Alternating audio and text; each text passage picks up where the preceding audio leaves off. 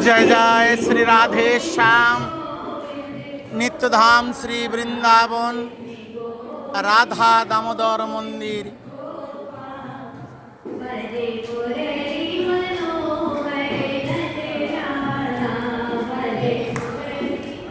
ওই সেই চরণ ভগবান শ্রীকৃষ্ণ স্বয়ং সনাতন পাদ গোস্বামীকে তার চরণ চিহ্ন, গোমাতার চরণ চিহ্ন, বাঁশি এবং লাঠির চিহ্ন সনাতন পাদ গোস্বামীকে দিয়ে বলেছিলেন, এই পাথর তুমি পরিক্রমা করবে, তাহলে গিরিরাজ পরিক্রমার ফল হবে।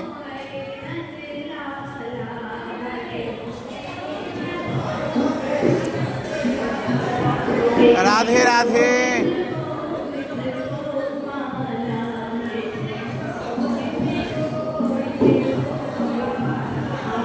রাধে রাধে।